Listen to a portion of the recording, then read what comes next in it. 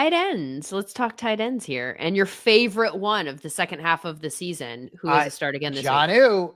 Yeah, but I thought he'd be better than he was last week. He only had 12.2 points, which is fine. But I mean, he'd been so good. It was a bit of a disappointment. He's got the Browns this week. Jalen Waddle is still banged up. Cleveland's defense has allowed the fourth most points at tight end since week 9. So you could start Jonnu Smith.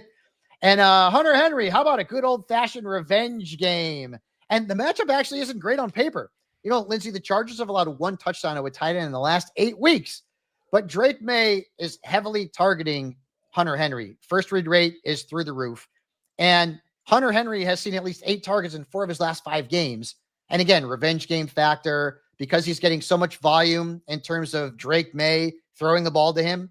I think Hunter Henry is a low tight end one this week. Who are we sitting at tight end? Yeah, I hate to say it, but Jake Ferguson against the Eagles. You know, he did have 10 points last week. We told you to play him last week. He'll take that. But it was first game with double digits since week 10.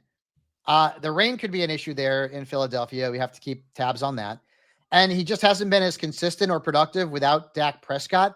And in his last game against Philadelphia, Ferguson had 4.4 points. So keep that in mind. And then finally, it wouldn't be a tight end start him and sit him without Kyle Pitts being a sit.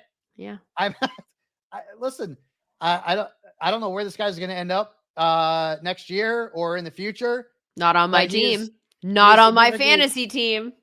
I don't know that there's ever been a tight end drafted in the top 10 who has been a bigger disappointment than Kyle Pitts. The numbers are not there. The Commanders are allowing 43.3 receiving yards per game to tight ends in the last 8 weeks. I don't need to tell you that Kyle Pitts is just not a startable asset. He shouldn't even be on fantasy teams at this point. But it's so hard this week to tell you to sit any tight ends of substance. Let's just put it that way. That at least Kyle Pitts is a name. Like, that's what happens sometimes in start him and sit him when you're looking at, like, you know, all right, well, this matchup's not great, but you kind of still have to play him, right? I mean, like Hunter Henry, matchup's not great. You're still going to play him. TJ Hawkinson against Green Bay. Green Bay's defense can be tough. You're still playing TJ Hawkinson, and so on and so forth. San Francisco's defense has been really tough against tight ends. I got to play Sam Laporta. George Kittle, you got to play him. Detroit's defense really good against tight ends. Don't care. Kyle Pitts is a guy that, he may be worth a late round flyer in 2025 at best, just based off of spite.